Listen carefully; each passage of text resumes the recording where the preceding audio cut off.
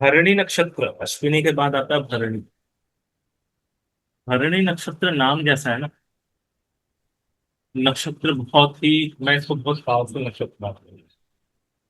मतलब अश्विनी में जितना जोर है ना, समझ लो, अश्विनी जो है वो इग्निशन का कारक है। मतलब किसी भी चीज को शुरू करने का कारक अगर है तो अश्विनी जो है, धरणी जो है वो उस चीज को, मतलब कहते हैं ना, पालन पोषण या उसको पूरी तरह से अपने ऊपर अपनी जिम्मेदारी पे लेने वाली बात आ जाए।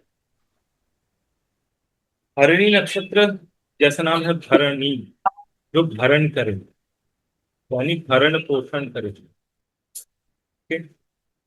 भरणी मीनिंग भरण पोषण करने वाला या करने वाले। नॉर्मली भरणी नक्षत्र शुक्र का नक्षत्र है, इसको हम लोग फीमेल नक्षत्र में लेते हैं, इसलिए भरणी नाम दिया गया है।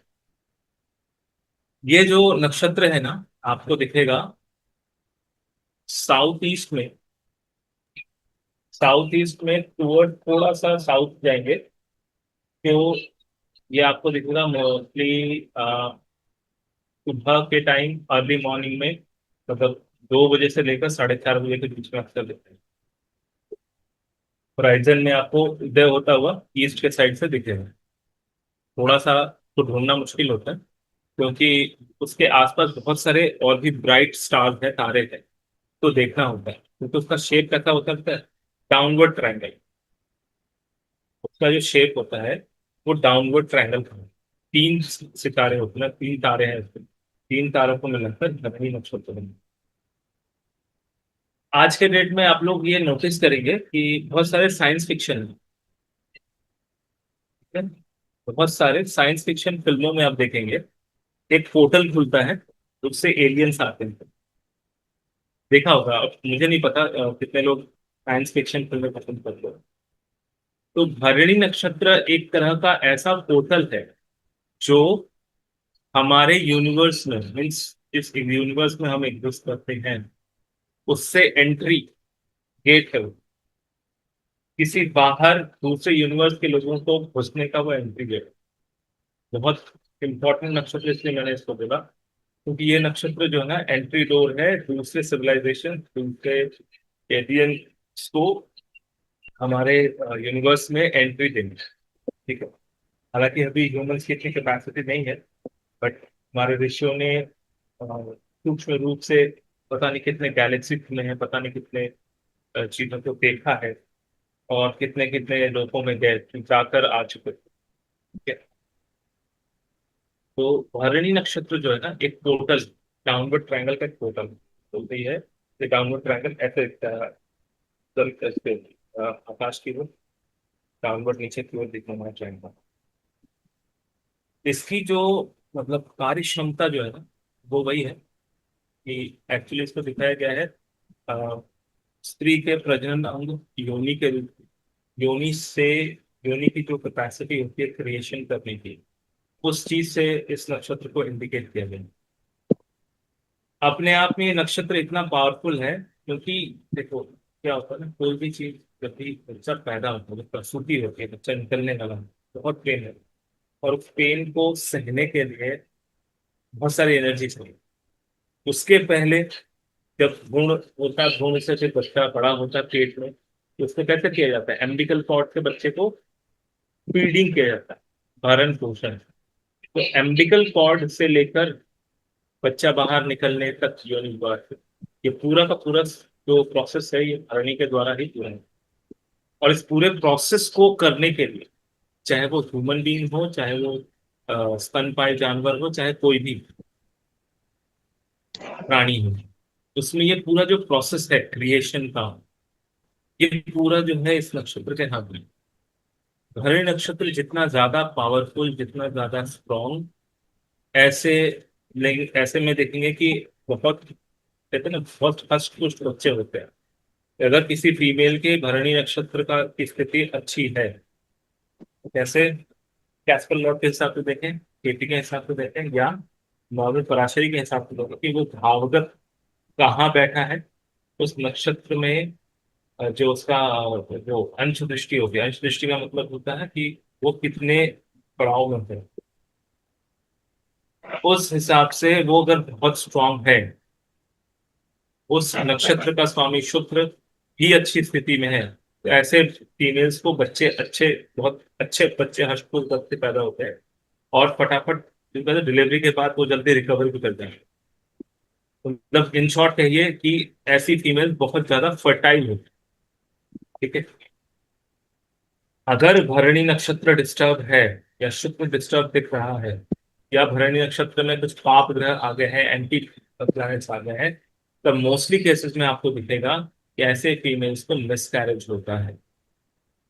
कभी भी आपके पास कोई ऐसा केस आ रहा हो, मिसकैरेज की बात लोग करते हैं, तो हम क्या देखते हैं कि लगन से सातवां और आठवें भाव की क्या स्थिति है, प्लस फीमेल्स में शुक्र की क्या स्थिति है, प्लस नक्षत्र में देखना हो तो भरणी नक्षत्र की स्थिति किस भाव में पड़ रहा है, भरणी नक्षत्र कितना भाव में है, इसको भी देखना हो।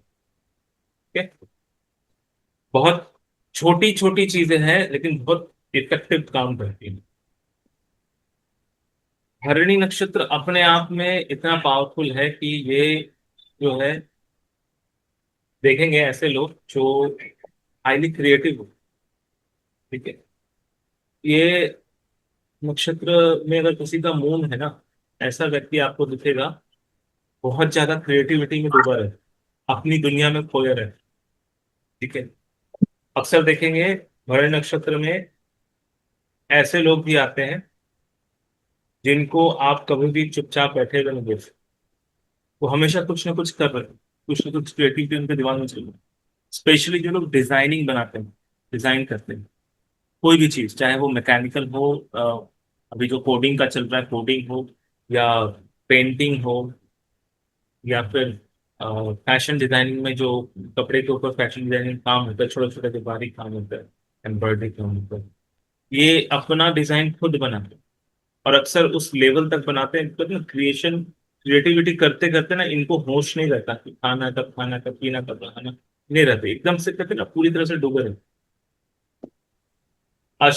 भरणी नक्षत्र का, जैसे अश्विनी नक्षत्र जो है, कहा जाता है फुल एनर्जी को देता है, फिजिकल एनर्जी को देता है, भरणी भी फिजिकल एनर्जी वाला ही होता है। लेकिन भरणी के पास क्या जिम्मेदारी होती है कि वो जो मेहनत कर रहा है ना, उसके पास और भी 10 लोगों के पेट चलाने का एक मानसिकता होती है कि मैं जो कमा रहा हूँ, ये सिर्फ मैं अकेले नहीं कमा रहा हूं, मेरी वजह से और 10 लोगों का पेट भर, या मैं जो है अपने अंडर में और 10 लोगों को नौकरी देकर उनके फैमिली का पेट भर। उस लेवल के उनका थॉट होता है कि मैं अकेला कुछ ना करूं, मेरे साथ साथ और भी लोग ग्रो करें। ठीक है। इसके जो देवता कहे गए हैं, इसके अनुसार इनके जो देवता हैं वो है यमराज। नक्षत्र स्वामी शुक्र है, लेकिन इसके देवता कौन है? यमराज। यमराज को अष्टदिक्पालों में भी कहा गया। एक्चुअली यमराज जो है ना, उनका दूसरा नाम है धर्मराज। यमराज को हम सोचते हैं ना मृत्यु का देवता है, यमराज सर के ऊपर खड़ा है, लोग फिर भी अपने अपना कर्म जो है ठीक नहीं करते। कई लोग ऐसा कहते हैं कि यमराज आ गए, फिर भी देखो इंसान के दुख नहीं करूंगा। यमराज को लेकर सुनकर ये वर्ड सुनते हैं तो कोई डर पड़ता है। एक्चुअली ये धर्मराज है, वो चीजों को बैलेंस करते हैं, आपको ये बताते हैं कि आपने क्या सही किया, क्या गलत किया। नॉर्मली क्या होता है कि इंसान जब मरता है तो उसको मरने के बाद जो आत्मा जाती है, तो हम अंतिम संस्कार कर देते हैं, तो वो जाकर एक ऐसे जगह पर पहुंचती है जहां पर यमराज उनको क्या करते हैं, ऑप्शंस देते हैं।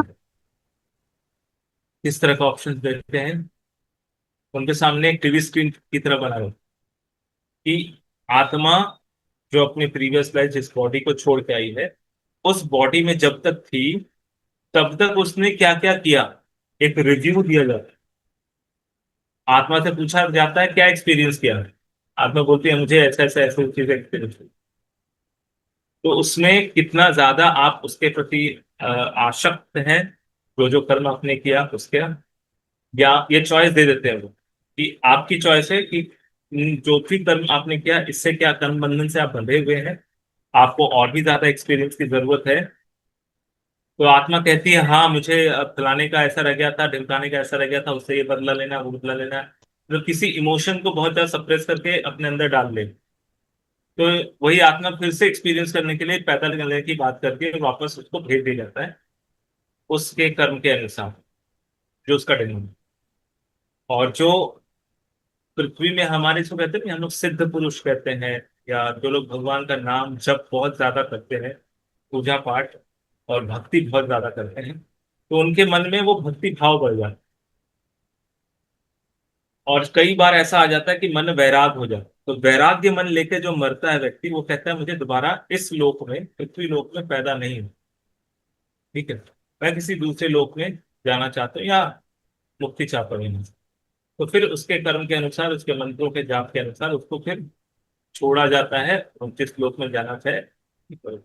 लेकिन हमारे साथ क्या होता है, हम अक्सर ये कहते हैं कि, हमें कहते हैं ना कि बुरे कर्म करोगे तो फिर भोगने के लिए आना पड़ेगा, इसलिए अच्छे कर्म करो तो मुक्ति मिल जाएगी। ऐसा नहीं है, अच्छे कर्म करेंगे तो भी आपको उसका प्रतिदान देने के लिए आना पड़ेगा।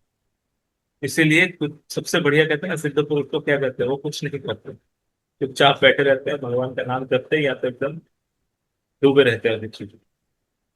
तो देवताओं में यमराज को इसलिए दिया गया कि वो सही से डिसाइड करते हैं कि किस आत्मा को क्या चाहिए, कितने, किस रूप में चाहिए, कौन सा एक्सपीरियंस रह गया है जीवन में जो आपको दोबारा लेना चाहते हैं, तो उस हिसाब से आत्मा को भेजा जाता है। ठीक है। इसकी शक्ति जो है, इस पूरे नक्षत्र को चलाने वाली जो शक्ति है, वो देवी शक्ति, फीमेल गॉडेस दुर्गा है। ठीक है। महाकाली माँ दुर्गा का ही रूप है।